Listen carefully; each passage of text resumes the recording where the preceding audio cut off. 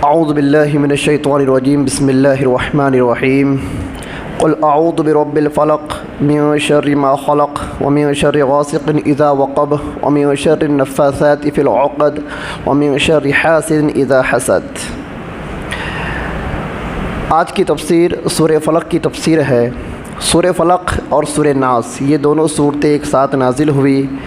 कल हमने सूरह नास के तफ़सीरी फ़वाइद सुन लिए और सूरह नास के अंदर अल्लाह तबारक व तआला ने जिन चीज़ों से पनाह मांगने का हुक्म दिया है उनकी तफसीर भी हमने मुलाहिज़ा फ़रमाई, जिसमें से एक चीज़ कल बतानी रह गई थी।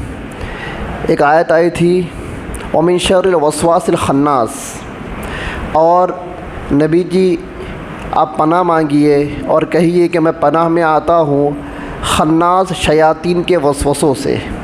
खन्नास के बारे में कल बता दिया गया था कि खन्नास कहते हैं ऐसे शैतान को जो पीछे हटने वाला हो, और पीछे हटने वाले का वार हमला बड़ा ख़तरनाक होता है। उसके ताल्लुक़ से हदीस में आता है कि जब बंदा अल्लाह का ज़िक्र करता है तो ये खन्नास शैतान पीछे हट जाता है, और जब बंदा ज़िक्र से गाफिल होता है तो ये वापस से करीब आकर हमला आवर होता है। इसका वसवसा, इसके ताल्लुक़ से कल एक वाक़या बताना रह गया था। अल्लाह के नबी सल्लल्लाहु अलैहि वसल्लम अपने घर से निकले और मस्जिद में चले गए। अल्लाह के नबी की एक बीवी है हज़रत सफ़िया रदियल्लाहु ताला अन्हा।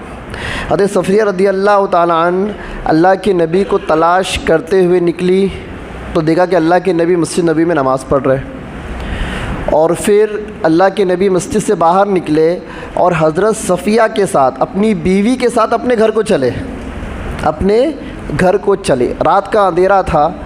दो अंसारी सहाबी थे, वो भी अल्लाह के नबी को देखने के लिए अल्लाह के नबी के पीछे हो लिए थे मस्जिद नबवी की तरफ। अब मामला यूँ हुआ, जैसे उन्होंने देखा कि अल्लाह के नबी के साथ एक औरत है तो वो सहाबी क्या हो गए, वहाँ से उल्टे पाँव भाग गए, मतलब पीछे हो गए, अल्लाह के नबी से दूर हो गए। तो अल्लाह के नबी ने उनको देख लिया था कि इन दो सहाबी ने अंसारी साहिब मतलब मदीने के सहाबी, इन अंसारी सहाबी ने मुझे देख लिया और हो सकता है कि इनके जहन में दिमाग में वसवसा आ जाए कि मैं अल्लाह के नबी के साथ कौन सी औरत थी। फ़ौरन अल्लाह के नबी ने उनको बुलाया और उनको बुलाकर कहा कि ये मेरी बीवी सफ़िया है। क्या कहा अल्लाह के नबी ने? ये मेरी बीवी सफ़िया है। तो वो अंसारी साहब ने कहा कि अल्लाह के नबी हमारी जान आप पर कुर्बान, हम आप पर शक थोड़ी ना कर रहे, हमने तो ये देखा कि आप अपनी महरम के साथ, अपनी बीवी के साथ, इसलिए हम आपसे दूर हो गए। तो अल्लाह के नबी ने फरमाया मेरा काम है कि मैं आपको सफाई दूँ कि मेरे साथ जो औरत है वो कोई गैर औरत नहीं है बल्कि मेरी खुद की औरत है।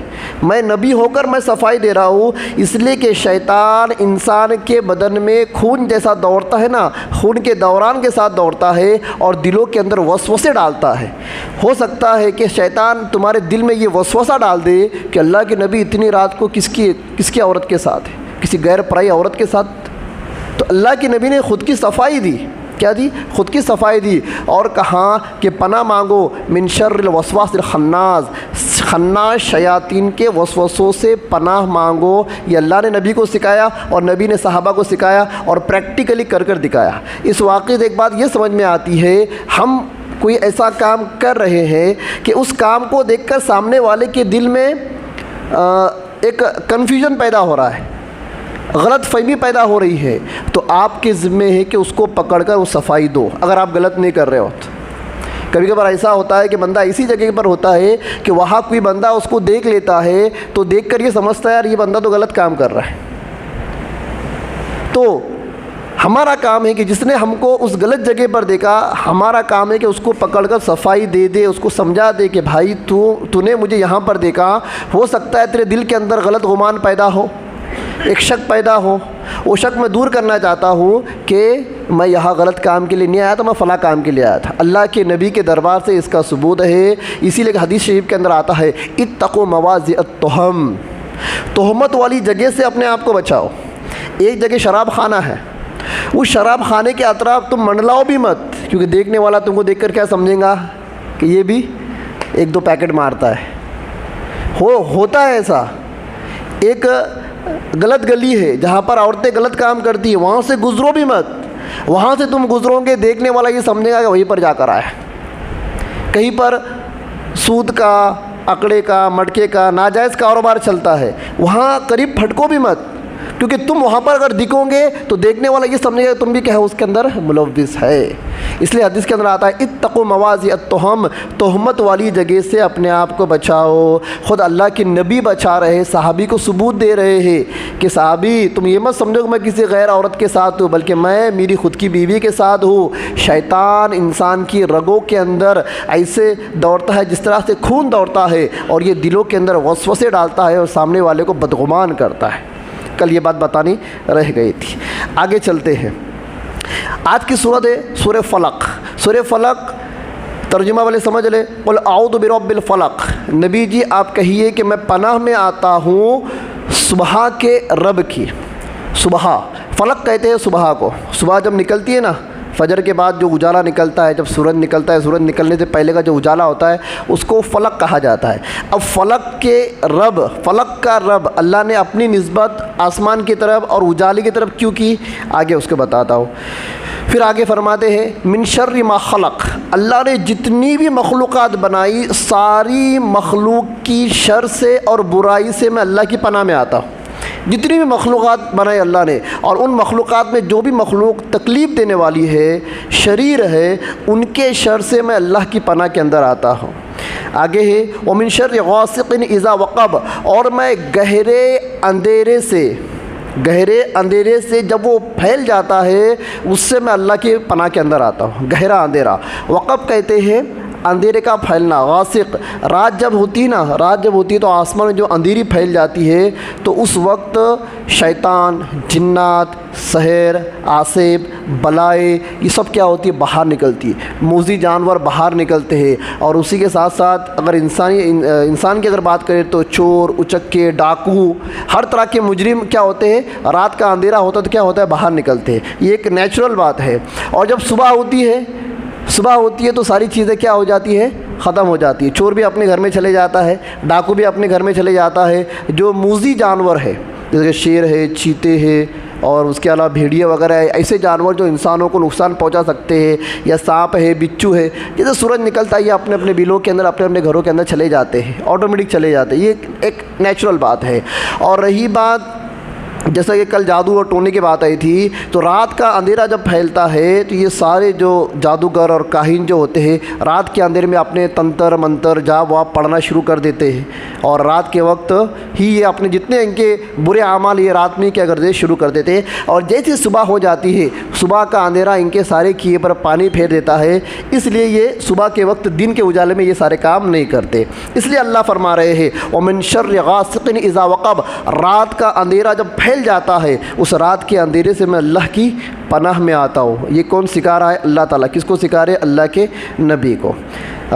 ये तो तर्जुमा में कर रहा हूँ, तफसीर आगे आएंगी। व मिन शर्रि नफ़्फ़ासाति फ़िल उक़द, और गांठ मार कर उसमें फूंक मारने वाली औरतों के शर से मैं पनाह चाहता हूँ। रस्सी होती है, जादूगर लोग क्या करते हैं, जैसे मैं कल बताया था, रस्सी के अंदर गांठ मारते, और गांठ जब वो तो खींचते ना, तो खींचने से पहले उसमें फूंकते पढ़ के मंत्र फूंक के उसको गिरे लगा देते, गांठ लगा देते। उससे क्या होता है, सामने वाले के ऊपर बंदिश हो जाती है। वो जादूगरों का एक टोटका होता है। तो गांठें मार मार कर उस पर तंत्र फूंकती है। उस फूंकने को अल्लाह ने जिक्र किया अन-नफ़्फ़ासात, और मिन शर्रि नफ़्फ़ासात, ही वो औरतें जो गांठों के अंदर फूंकती है, उनके फूंक मारने से मैं अल्लाह की पनाह मांगता हूँ। और अल्लाह के नबी भी जादू ऐसा ही हुआ था। कल एक रिवायत बताना रह गई, जैसा कि मैंने बताया था, यहूदी ने जिसका नाम लबीद बिन आसम था, अल्लाह के नबी की खिदमत में एक बच्चा भेजा था ताकि अल्लाह के नबी के बाल और कंगई के टुकड़े लेकर आए। और जिस वक्त बाल उसको हासिल हो गए तो लबीद बिन आसम की घर की औरतें और उसकी लड़कियां ये खुद जादू मंत्र तंत्र पढ़ने का काम करती थी और पढ़ कर फूंकती थी। एक तफसीर तो यह बयान की जाती है। दूसरी तफसीर ये बयान की जाती है कि अक्सर जादू टोना सहर आसेब करने में औरतें ज़्यादा मुलव्विस होती हैं। अब औरतें ज़्यादा मुलव्विस क्यों होती है अगली आयत में उसका जिक्र है, समझ में आ जाएगा। व मिन शर्रि हासिदिन इज़ा हसद, और हसद करने वाला जब हसद करता है उसके हसद की बुराई से, शर से मैं पनाह मांगता हूँ। अब हसद समझिए, हसद किसे कहते हैं? हसद कहते हैं सामने वाले बंदे में किसी नेमत को देखना और उससे जलना और दिल के अंदर ये ख्याल लाना कि उससे वो नेमत ख़त्म हो जाए। हासिद जो हसद करता है ना, उसको वही होता है। भाई कोई बंदा बहुत अच्छा कमा रहा है, गाड़ी ले लिया, बंगला ले लिया, अच्छा कारोबार चल रहा है, तो हसद करने वाला क्या चाहता है भाई कि इसकी गाड़ी बेकार हो जाए, उसका एक्सीडेंट हो जाए। धंधा करना है, बहुत धंधा चल रहा है इसका धंधा भी बैठ जाए। मतलब सामने वाले के पास नेमत को देखकर अपने दिल में जलना और जलकर दिल में ये नियत करना कि सामने वाले की नेमत क्या हो जाए, ज़ाइल हो जाए, ख़त्म हो जाए, तबाह हो जाए, बर्बाद हो जाए। इसको कहते हैं हसद। क्या कहते हैं? हसद। और हसद बनिस्बत मर्दों के औरतों में ज़्यादा होती है। बनिस्बत मर्दों के औरतों में हसद क्या होती है? ज़्यादा होती है। इसलिए सहर, आसेब, जादू टोना करने में औरतें ज़्यादा मुलव्विस होती है। और आपने देखा होगा, तजुर्बा किया होगा, जहाँ कहीं पर ये सहर आसेब का इलाज होता है वहाँ आप देखोगे औरतों की क्वांटिटी ज़्यादा है, औरतों की क्वांटिटी ज़्यादा है। मतलब औरतें ही ज़्यादा सहर आसेब में मुलव्विस होती है और सहर आसेब का असर ज़्यादातर औरतों पर ही होता है। जहाँ पर अमलियात होते वहाँ आप जाओगे ना, वहाँ आपको मर्दों की तादाद कम मिलेंगी, औरतों की तादाद ज़्यादा मिलेगी। क्या मिलेंगी?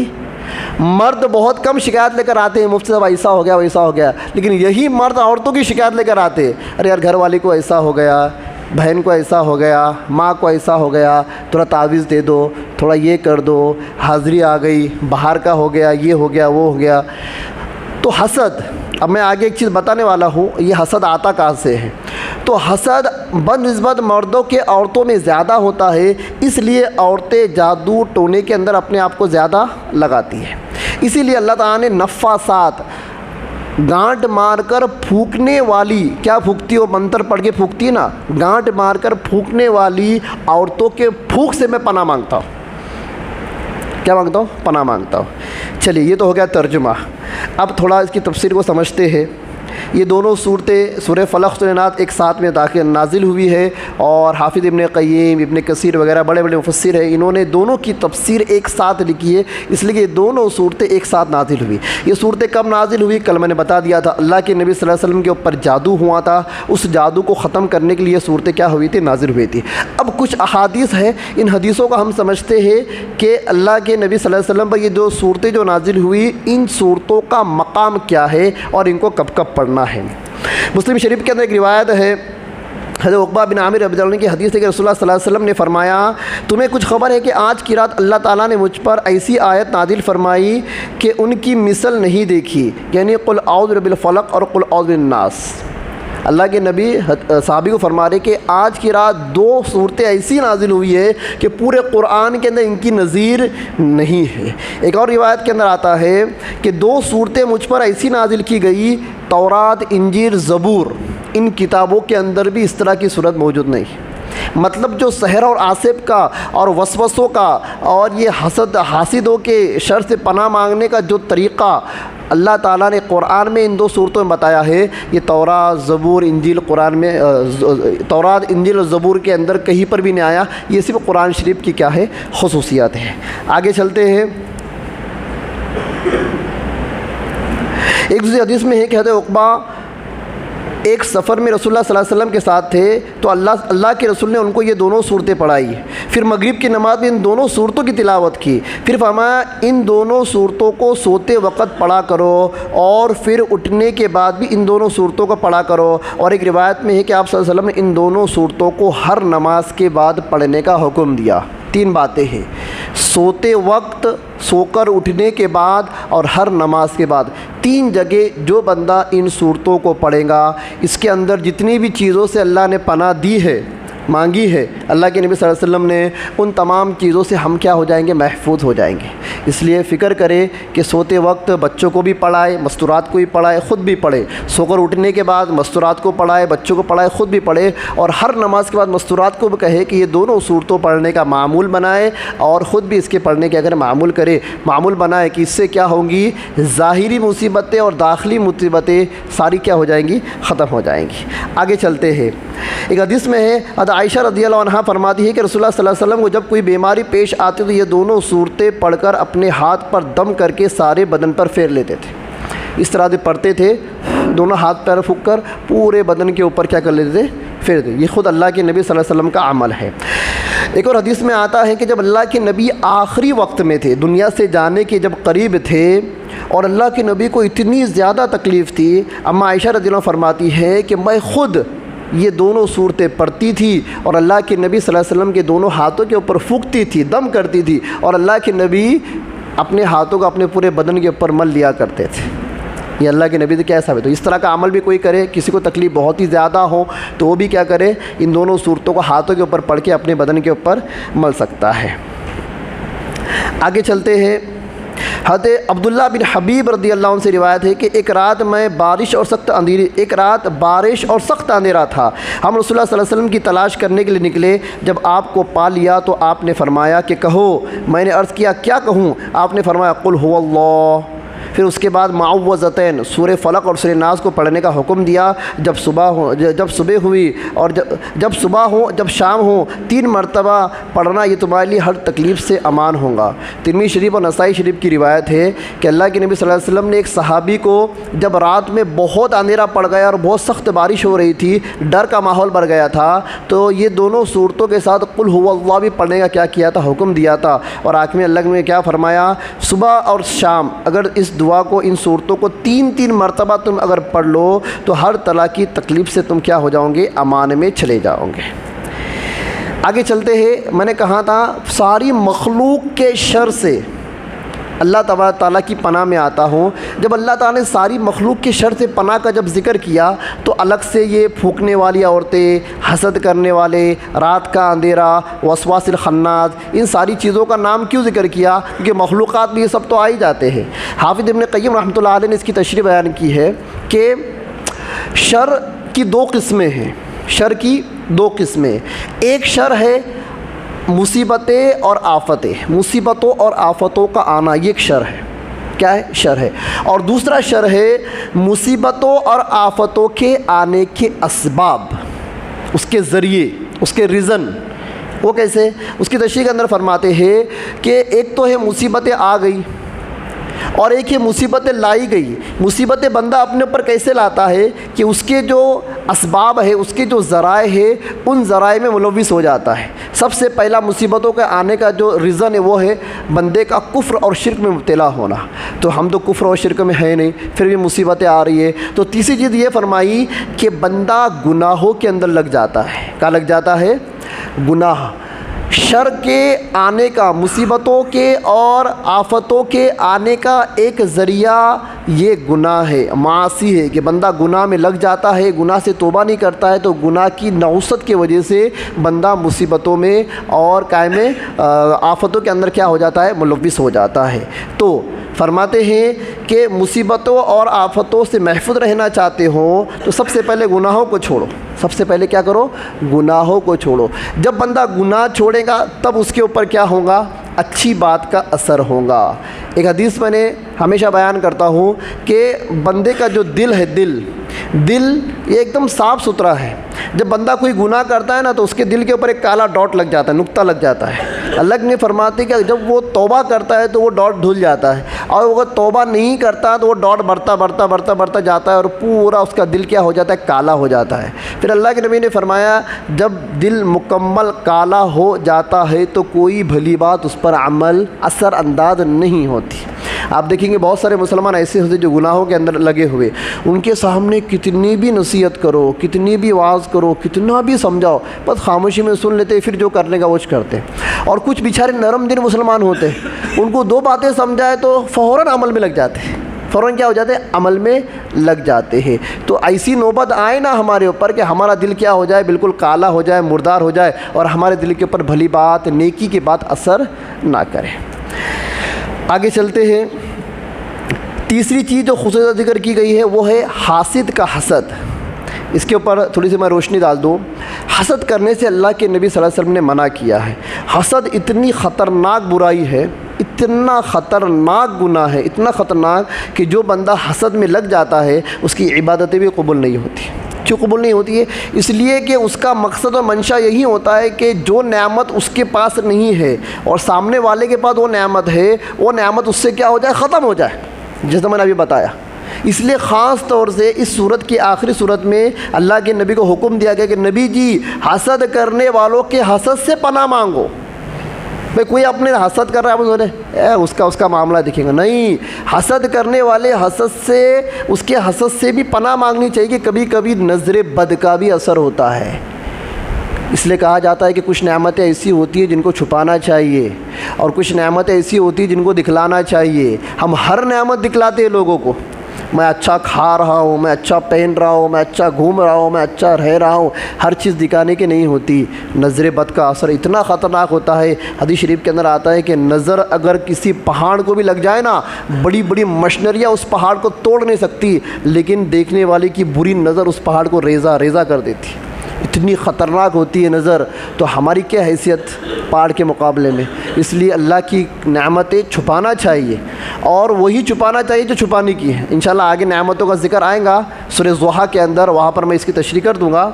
और एक चीज़ होती है नेमतों का दिखलाना, नेमतों को अपने आप के ऊपर ज़ाहिर करना। एक हदीस आपने सुनी है, इन्नल्लाह युहिब्बु अय्युरा निअमत ज़ाहिरा असरही अला बदनिही, कि अल्लाह तबारक व तआला अपनी नेमत का असर बंदे के बदन पर देखने को पसंद फरमाते हैं।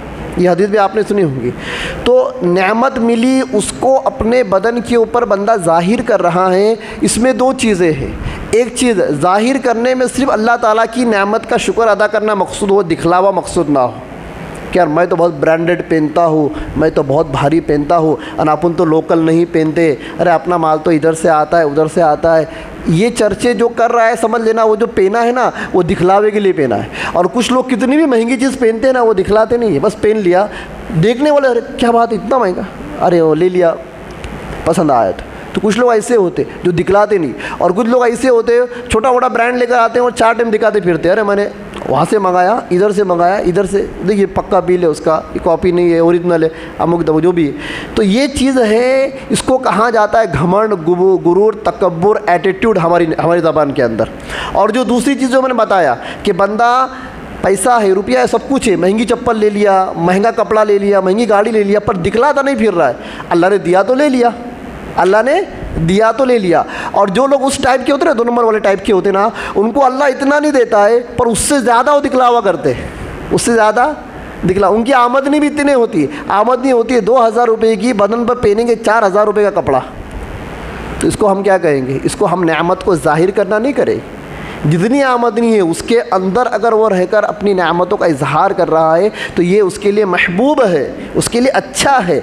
और अगर दिखलावा कर रहा है सिर्फ, तो फिर इसके लिए क्या है? ये बुरा है। इंशाल्लाह जब नेमत का जिक्र आएगा सूरह दुआ के अंदर, वहाँ पर इसकी मुकम्मल तशरीह मैं क्या कर दूँगा? बयान कर दूँगा। तो वमिन शर्रि हासिद इज़ा हसद, हसद करने वाले की हसद से अल्लाह के नबी सल्लल्लाहु अलैहि वसल्लम ने पनाह मांगिए। यहाँ पर हमको 2 सबक मिलते हैं, बात ख़त्म करता हूँ। पहला सबक ये कि किसी से हसद नहीं करना चाहिए। कोई नेमत अगर हमारे पास नहीं है और सामने वाले पास वो नेमत है, तो उस नेमत को देखकर माशाअल्लाह ला कुव्वता इल्ला बिल्लाह बोलकर वहाँ से निकल जाओ। ये भी हदीस के, इसकी भी तशरीह मैं बाद में बताऊँगा कि भाई किसी के पास कोई अच्छी नेमत देखकर ये दुआ अगर कोई पढ़ेगा, आयत है, इस आयत को कोई पढ़ेगा तो तुम्हारी ना उसको बुरी नज़र लगेगी, ना तुम्हारा हसद उसके ऊपर जाएगा।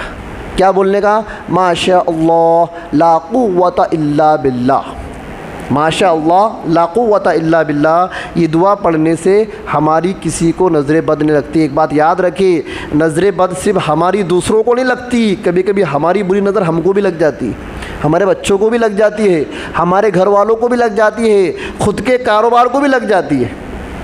खुद के कभी कभी ऐसा होता है बंदे का खुद का कारोबार उसके खुद की वजह से क्या होता है, तबाह बर्बाद हो जाता है और फिर रोता फिरता है, अरे किसकी नज़र लग गई, ऐसा हो गया वैसा हो गया। नज़र तेरी खुद की लगी है, क्योंकि तेरे देखने का नज़रिया है ना वो एटीट्यूड और घमंड वाला नज़रिया है। अपने ऐसा कारोबार किसका नहीं। अरे अपन तो सुबह उठे के 12 बजे तक 10-5 हज़ार रुपये कमा लेते हैं। अरे अपन ये करते हैं ना, अपना दिमाग तो ऐसा है कि अपन सामने वालों का ऐसा ही कर डालते। जो भी बातें मतलब मार्केट में होती है बंदा करता रहता है, ये बातें नहीं करना चाहिए। रिस्क देने वाला अल्लाह है, तुझे दिमाग भी अल्लाह ने दिया। तू जो बोल बच्चन मुँह से निकाल रहा है ना, ये तेरी कलाकारी नहीं है, ये अल्लाह ने तुझे सलाहियत दी है। और तेरे मुंह से जो बोल बच्चन निकल रहे हैं ना कारोबार करने के लिए, उन बोल बच्चन के अंदर अगर सच्चाई है तो तुझे दो नेमत मिलेंगी, उसमें बरकत रहेगी। और अगर सच्चाई नहीं है, झूठ के साथ तू कारोबार कर रहा है, सामने वालों को बेवकूफ़ बनाकर तू कारोबार अगर कर रहा है, भले से तेरे कारोबार में तुझे बड़कपन नज़र आएगा पर उसे बरकत नहीं कहेंगे। इधर से आएगा और इधर को चला जाएगा। और बरकत किसे कहते हैं? बरकत कहते हैं कि बंदे को अल्लाह की तरफ से बरकत हासिल हो, उस बरकत से उसकी सारी ज़रूरियात पूरी हो जाए, उसके घर के सारे मसले हल हो जाए और फिर भी उसके पास थोड़ा बहुत बैंक बैलेंस बचा रहे। और जिनके पास बरकत आती है उनका ऐसा होता है कि खाता पीता पहनता और ख़त्म कर देता, कुछ नहीं बचता, अगले दिन फिर दिखा 500 रुपये, दिखा 1000 रुपये, ये कंडीशन हो जाती है बंदे की। तो इसको बरकत नहीं कहते। जो बंदा बहुत अच्छा रहता है और दो चार दिन के बाद तो तुमसे जब मांगता है ना, भाई दे 500 दे 1000, शाम को देता कल देता, समझ लो उसके बाद बरकत नहीं है। और ये कंडीशन खुद तुम अपने ऊपर अप्लाई करके देख लो कि तुम आज बहुत अच्छे हो, एक महीने बाद तुम किसी को बता 500 बता 1000 कर रहे हो ना, पता तो खुद तुम अपने आप के ऊपर उसको अप्लाई करो कि तुम्हारे माल में भी बरकत नहीं है। इसलिए बरकत आने के जो असबाब है, जो ज़राए, जो तरीके हैं, वो उलमा इकराम से पूछ कर क्या करें, उसको सीखें, उसके ऊपर क्या करें, अमल करें। बहरहाल 2 सूरतें आज मुकम्मल हो गई, सूरह फलक, सूरह नास। हर नमाज के बाद इसको पढ़ा करें। पूरे दुनिया की और आखिरत की सारी भलाई इसके अंदर क्या है, छुपी हुई है। एक बात, अपने आप को हसद से बचाए। वसवसे के ताल्लुक़ से मैंने एक बात आपको बताई थी, जो सबसे पहले जो रिवायत बताई, अल्लाह के नबी बाहर निकले अपनी बीवी के साथ, 2 सहाबी ने देख लिया, तो किसी के बारे में बदगुमानी भी ना करें, और बदगुमानी होने लगे तो उसका क्या करें, दिफा करें। ये भी एक क्या है, हदीस से क्या है, साबित है। आज के सबक का खुलासा हमको यही मिलता है कि अपने आप को अल्लाह ताला की इबादत में लगाए और अल्लाह तबारक व तआला जिन चीज़ों से पनाह चाहिए उन चीज़ों से क्या करे, बचे और दुआ करते रहे। सब करेंगे इंशाअल्लाह। कुछ बातें अगर समझ में न आई तो बाद में पूछ भी सकते हैं, कुछ बातें अगर समझ में ना आई तो बाद में पूछ भी सकते हैं। ये 2 सूरतें हो गई। इंशाअल्लाह कोई छोटी सूरत आई तो हम इंशाअल्लाह 2 सूरतों की तफसीर लेंगे। कोई और छोटी सूरत है तो 3 सूरतों की हम क्या करेंगे, तफसीर लेंगे। और कोशिश ये करेंगे पूरे रमज़ान में कम से कम 30वां पारा और 29वां पारा क्या हो जाए, ख़त्म हो जाए। जो सूरतें हम रनिंग में, रूटीन के अंदर जो पढ़ते रहते, कम से कम उसका इल्म तो हमको हो जाए, उसकी तफसीर तो हमारे सामने आ जाए। और सिर्फ ये तफसीर सुनने के लिए नहीं है, इल्म का सबसे पहला हक़ ये है कि उसको हासिल किया जाए, और दूसरा हक़ उससे बड़ा है कि जो हासिल किया उसके ऊपर अमल किया जाए। सब अमल करेंगे इंशाअल्लाह, सब अमल करेंगे। अल्लाह ताला अमल करने की तौफ़ीक़ अता फ़रमाए। मैं दुआ पढ़ ले, सुब्हानल्लाहि व बिहम्दिही, सुब्हानकल्लाहुम्मा व बिहम्दिका, नशहदु अल्ला इलाहा इल्ला अंता, नस्तग़फिरुका व नतूबु इलैक।